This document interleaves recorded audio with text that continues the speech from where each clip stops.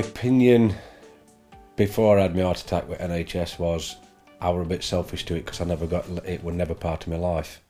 I didn't want an opinion about NHS, it was there when I wanted it. And it was something that didn't involve me in my life. But when I had my heart attack, I seen a different side. But regarded myself as quite fit, energetic, sporty, like mountain biking, running, walking, just outdoor pursuits. I would say my beliefs now at NHS is it does a good job. Some services could be changed, but it's not going to change overnight. Generally, my experience with the NHS has been very, very positive. I think that home treatment is a very good thing, particularly if you're a chronic ill patient.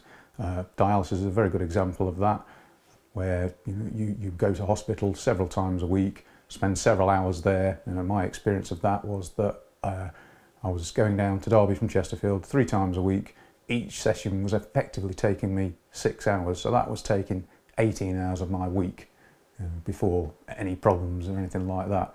So I was very, very keen to move my treatment to a home-based therapy because straight away it was going to save me 18 hours of my life, which obviously I could then spend with my family. It was in my own home, my own environment, so it was more comfortable for me. And again, particularly in the case of dialysis, the more dialysis treatment you do, the better you feel and the better your long-term outcome is. So for me, it's a no-brainer. If you can do it and the treatment allows for it, home is a good place to be. Things need to change because we need to be looking more at one-to-one patient care. We need to have more time with our patients, we need to have more time with their carers, so we can explain more about the treatments, about the care plans and about the outcomes. We also need to look at where we can, or at what point we can hand over power, if you like, to the patients, because they come into hospital, if we're looking from a hospital perspective, and they are quite poorly, and at that time we actually, as nursing staff, we actually do too, if you like. However, there is a point that comes into the care where we have to look at where the individual can help themselves, and when the power then moves to them and how they can start helping themselves and how we support them. So we do need to change our culture and look more at that.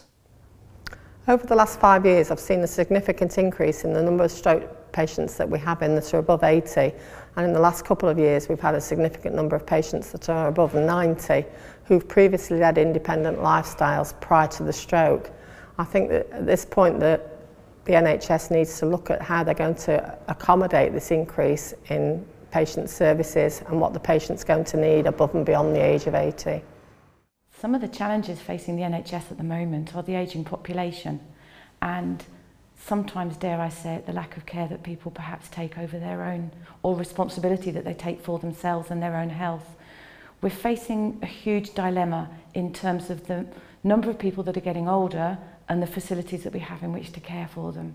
And one of the things that can add to that is that the longer people live, the more people there are with dementia that we have to look after as well. One of the challenges that we face is working perhaps more in partnership with our colleagues in social care and working more closely with our colleagues in the community. The challenges we face in hospital are making the transition easier between people being at home, coming into hospital, leaving hospital and going on to the next stage, or perhaps returning home, or maybe even not having to come into hospital at all. Maybe having more services at home, putting more services in at home, and enlarging the whole community aspect of care. We have to find a way of doing things differently if we're going to be able to provide the services people expect over the next few years. Historically, we've not shared our records particularly well. We've not always worked as a single system, but we've often worked as individual provider organisations, perhaps for the good of our organisation rather than necessarily for the good of the system or for the patient. What we're really looking to do is to design a system that genuinely puts the patient at the heart of what we do, at the heart of the decision-making process, and gets the organisations working better together in order to provide that wraparound care for each individual as they experience their period of illness or whatever it may be. We face an enormous challenge financially over the next few years, the difficulties of healthcare inflation, the increasing costs of the services we provide, the increasingly elderly population, and yet we know, despite the government's best attempts to protect the income to the NHS, it's simply not going to go up to the same degree that the challenges we face will see that. Unfortunately, in the financial challenge that we face, I don't think no change is an option. We simply know from the modelling that's been done that we cannot provide the services we currently do to the population we will have in the future with the money we will have to do it. Something needs to change, and I know that sounds dramatic, but I genuinely believe it's the truth. It's clear to me that the NHS needs to respond to this changing world if it's to provide better quality services for patients in the future. There are some real opportunities for us in the NHS. I'm working with social care colleagues at the moment. I mean, one of the fundamental things is for us to be able to use the technology to help provide better services for patients. So one particular example would be around how we use information, and it would be transformational if we could make sure that information about patients was available to all of the different agencies and organisations involved in their care. So that's from community healthcare teams through to our GPs, social care colleagues, and indeed with the hospital itself. So information is a great example where we could use technology to improve our care for patients.